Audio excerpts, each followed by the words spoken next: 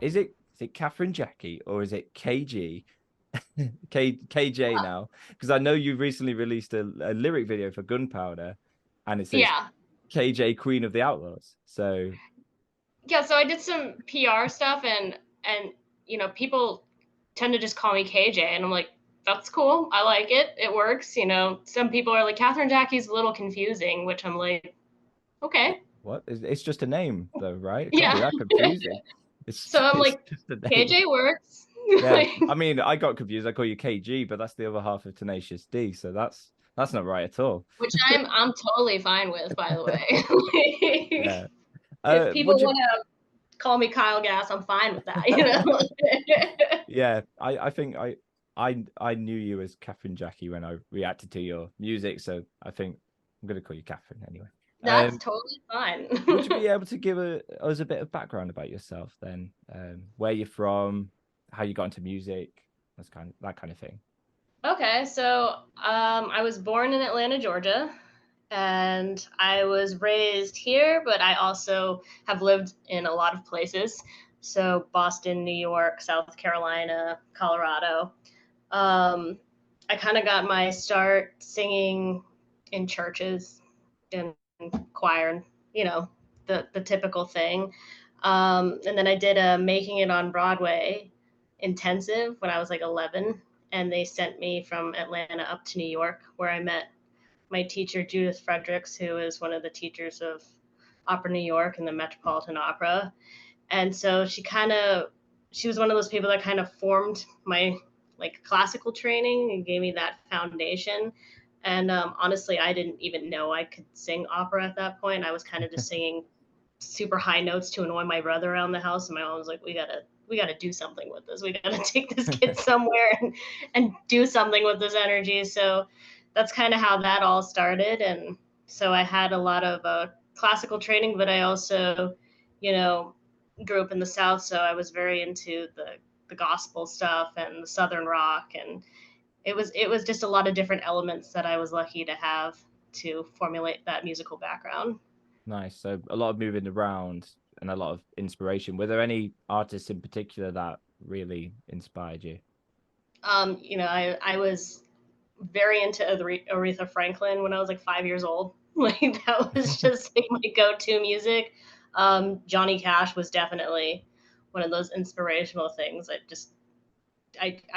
don't know. When I was like 6, I was like, oh, I'm so into this dark kind of I'm Johnny vibe. Cash, kind of. Yeah. Yeah, That's like this terrible love. impersonation, but yeah, no, it's great. Yeah, Yeah, Johnny Cash is one of my favorites. there's nothing like singing Johnny Cash at like your first grade, talent show, and parents being like, "What is going on here?" Like, Yeah, I don't think that's the right age for that.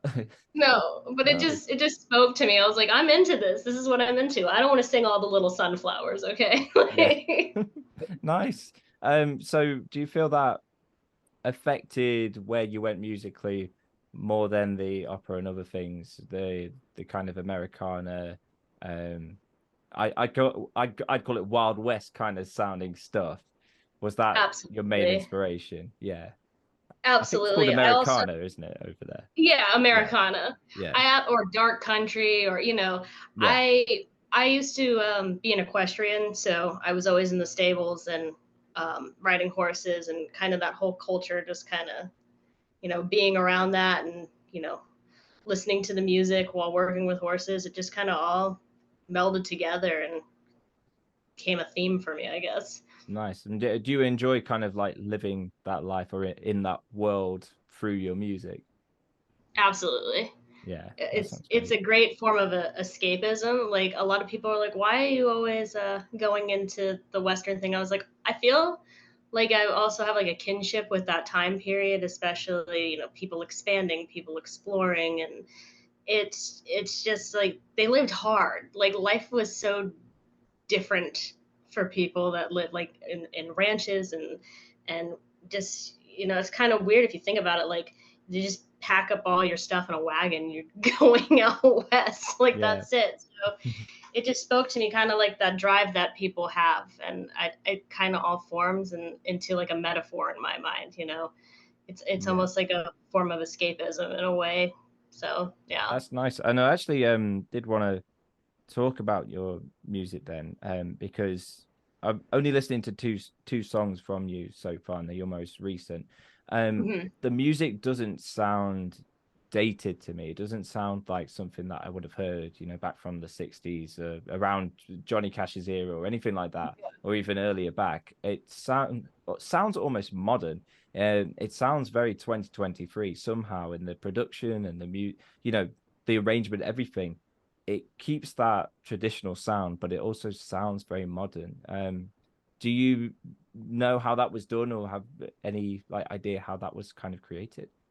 Well, yeah, it's kind of, I wanted to have that vibe. Like I wanted to like have some of the ode to like the classical vibe to it, but I also wanted to bring it like the musicality into this generation. So we had a lot of people work on like Ride 'em Out, for example. We had musicians in Vegas working on it. We had musicians in Georgia working on it. And it was kind of just like going through a process of listening to how it was put together. And then I really wanted to have like kind of almost like a stadium drum vibe. Like, when you go to a show, that drum just kind of hits you in the chest. I Yeah, wanted to somehow get that into the production process, like almost a vibe of a live music, yeah, but with like really clean production quality and just really great musicians working on it. So it was a melting pot of ideas, and it took a good deal of time to get it all together to sound right. Because I mean, like there were nights in the studio where we were sitting there, and I was like, this sounds too clean, or mm, this sounds like too rustic sounding. So it was really about finding a balance to get that modern like kind of production sound without making it sound auto tuned in a yeah. sense. And we'll start with Ride 'em Out, as you mentioned it anyway. It's even from the intro, you've got these kind of like almost distorted drums to start with, Yeah. which sounds to me very like hyper pop kind of production sound, which is very new and very weird, but not weird your music, but weird the actual genre, I feel anyway. And then you do have a sort of auto tune like Ride 'em Out, and then it comes in with the country, but like you say, it's rough and ready, but it's very modern at the same time. And it's interesting to hear how that took a long time to do. It wasn't just, oh yeah, we made that in a few days. That must have No, been a it tough kind of one. formed over time, and it was almost like taking elements of different genres, like you said, and like experimenting with that. So people always ask me, they're like, what is Right About?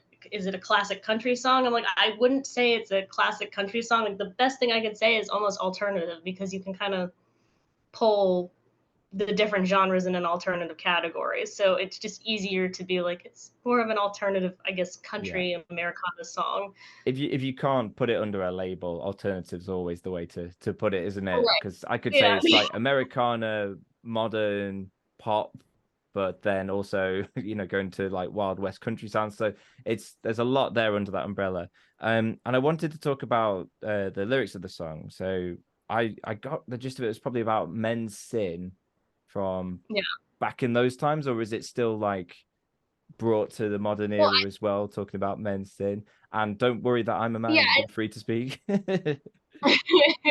Well, I mean, I think in general, I just meant people, and but it came out metaphorically like that. I mean, I have a lot of friends that are carpenters, and they work with their hands, and they're kind of like rough and tumble, and they don't have the best speech, but they have the kindest hearts. And then I've known people. My parents were on Wall Street, so I knew the guys that were all manicured in their suits, and you know they seemed like they would be like the uppercut clean kind of people, but their intentions weren't actually ever good. Mm, So it was kind of like, you look at a person with tattoos, or they're not like the perfect example of society, and you think they're bad, but they're actually good. Whereas the other people who usually like look manic, nothing like it. I'm not saying everybody's like this, but from my experience, I noticed like it was like I was like, oh, these guys just roll around in sin, and then they put their suits on in the morning, and they get ready and they go, and nobody would know the wiser. yeah. So it was kind of from that aspect when I was writing the song. Yeah, it feels like it fits so well into like the past Wild West thing, and even the lyric video has has that imagery of like these men going around, they're shooting each other and they don't care and they live in sin and they treat women badly and all that kind of stuff. But then you could totally apply it to men today, so easily. Metaphorically. Metaphorically, you could take so much from it. And it's interesting then what is a, well, let's not say what is a man, but what is a good person, and it can be subjective depending on where you are. Like a man in a suit somewhere, or a man in a in a ranch, or like a Exactly. carpenter, and what makes them good. So that was really interesting. I really like the concept there. And let's move on to Gunpowder then. So what's the background for Gunpowder? I just watched the lyric video actually before we Oh, started. I okay. really liked that. The animation was very good. Thank you. Yeah, that was a fun project to work on. Gunpowder was almost like an inner monologue with myself when I was writing it. I lost my manager when we were in the middle of starting to do the write and release. It was his Oh, last project that he worked on. He passed of COVID. oh This is him dear, right sorry to here. hear that. His name is Ed. How old? He was in his 60s. Still too young, isn't So it?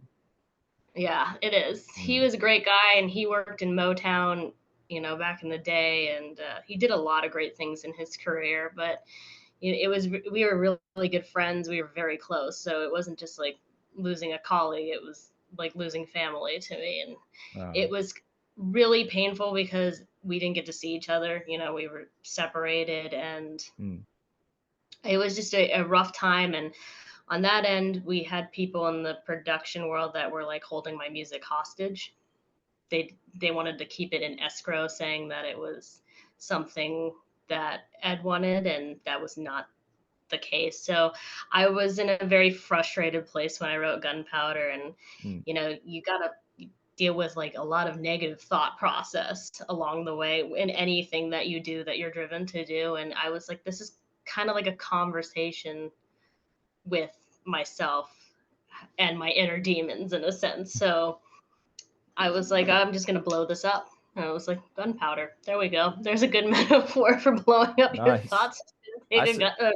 Yeah. it's a great metaphor. It's the whole thing's just about setting like the world alight, isn't it? And the imagery is so strong there, and so easy to grasp as well, that anyone could like get hooked on it and understand the message and just feel that frustration. I definitely felt that too, but it was so hard hitting at the same time. Yeah, it was really nice, really really Thank good. you. My favorite words were lighting up like gunpowder and then strike that match. I think just the whole imagery there was good. So have you got any other projects that are either upcoming or ones that you've had recently that you would also like to mention? I do. I'm about to drop a jelly roll cover actually. I'm gonna do Need a Favor because I don't normally do covers. I usually just do originals, but Yeah, I loved this song so much, it just spoke to me on so many levels. I was like, I gotta put this one in the studio never even and get heard of jelly roll. So yeah. what's that? Okay, so definitely look him up, or I'll just send you the cover when it's done. We can do Brilliant, yeah, that. definitely. Um, but he's another great American artist that's kind of taken over the country circuit, and he kind of does a dark Americana vibe himself. So, and then I also have two other singles in the work right now. One of them is called Sidewinder, Yeah, um, and then a Christmas song coming out for the holidays. So a lot of things, a lot of irons in the fire right now. very nice. That actually leads me to my next question. How do you see yourself releasing things as an artist? I think you kind of answered that is more through singles than maybe EPs or albums. Is that just the way things are done now, or is it something I to would build up to? I would say, well, like a lot of artists and a lot of American artists right now, they go single by single. And a lot of that, I think, is how independent distribution works. Mm, It takes a while, and then they go back and take those singles and release them as a collective album yeah, with songs that they, like a couple songs on there that they haven't. So I think that that's kind of the tactic that I'm going for because right now, like I said, I'm an independent artist, and it's just been the way of the workflow. And I feel like it also has been good for the musicians I work with, because I have a lot of people in like the Netherlands and Spain working on stuff, and so our time differences are all over the place. So if I'm just giving them one song to focus on at that present moment, then they put their attention in that, and then we all Yeah. reconvene at the end, and then kind of just move on to the next one. So I think that's kind of the tactic that we're working with, and it seemed to work pretty well. So yeah. Nice. I think that could be better to work on one really good song that you believe in and other people do than maybe 10 that are okay, that feel rushed. So I think that's a good strategy. It's one that I always feel pressured to release an album. I don't know, maybe it's because I'm from the 90s and I was used to, you know, growing up with albums and CDs, but it feels like the pressure's off to do that now, and you can just work on one good song instead. Yeah. And I'm a little bit of a perfectionist, so focusing on one song and obsessing over it, like I said, like even with Ride 'Em, it took a while to just figure out that sound. So Mm. if I'm focusing on one single, then I can put all my attention into that. But like you said, everybody likes a good album. Yeah. So, but it also, the scape of the industry keeps changing. Like this wouldn't have been the norm 5, 10 years ago, is to just release singles. Yeah. So things That's just good. keep changing. I mean, this might be cool now, but in like 5 years, who knows? They'll Who knows probably what just we're doing? upgrade our brains. Yeah. AI will do it for you. It'll just take all your Pretty much. singing and just do it for you. You mentioned that you're a bit of a perfectionist. Do you feel you can listen to your singles and not find any flaws or any like cringy moments? Because I know when I listen back to some of my music, I go, "Oh, I wish I'd done that. I wish I'd done that. I wish that was different." You know. I mean, yeah, I try to get it to the point where I can release it and be comfortable with it, but there's always just something, or like you're like laying in bed at 3 in the morning, you're like, this would have been so much cooler. Like Yeah. even on the vocal, and I'm like, I wish I could have done more runs here, or like you said in one of your reviews for Gunpowder, you were like, oh, we're gonna do a solo here, and I so desperately wanted to do like a I harmonica mean, solo. He's amazing, but like the radio stations here are like, we don't want anything over this time limit. oh, I'm like, three can we go? minutes. Yeah. Yeah, like, can Yeah. we go back to the 80s where like a song was 7 minutes and everybody was okay vibing to that? Like, Tell you what, save it for the album. The album version can have the solo, but I mean, in a way, it's good to subvert people's expectations. If you think, oh, there's a solo here, and then it doesn't happen, you could be disappointed. But people are like, oh, I like that. Actually, you went a different way.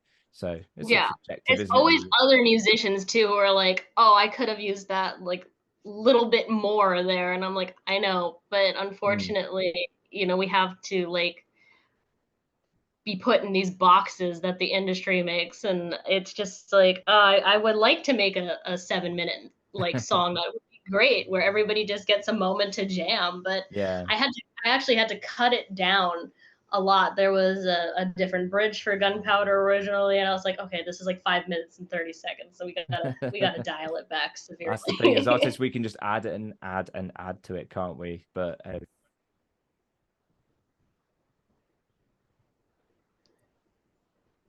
hello. think I lost you No, there. I'm Yep, good there then. you Yeah, yeah. Whenever I knock go. this, it goes off. Yeah, you've got to keep the listener in mind, haven't you, to for what you're doing, unfortunately. But way down the line, if you've got a really respectable like fan base and everything, then you can just maybe then start doing the things you want to do and the ideas you want to do.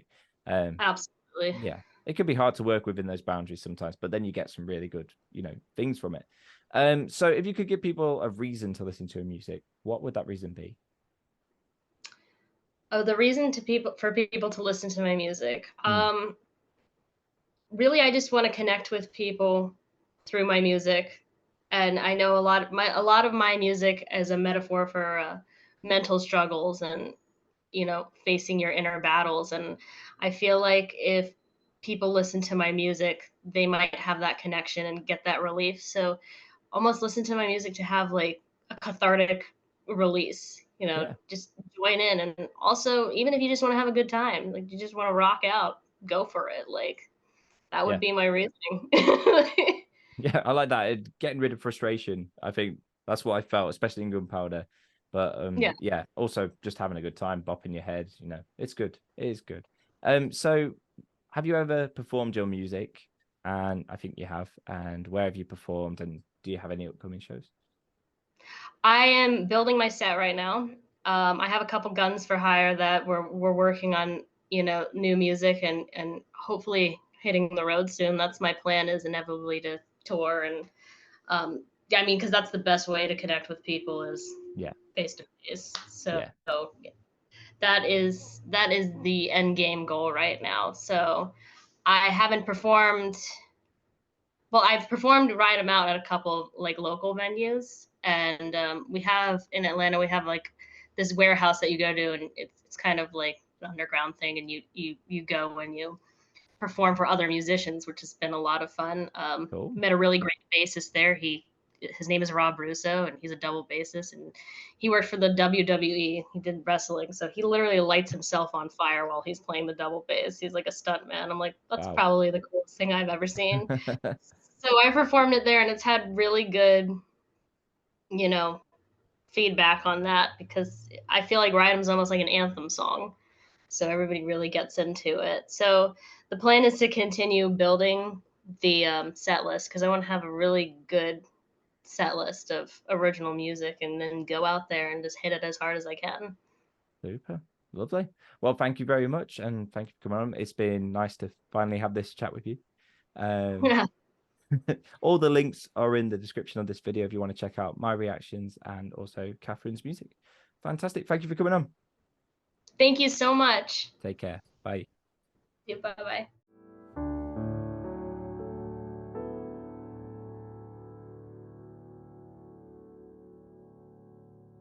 Oh, I say.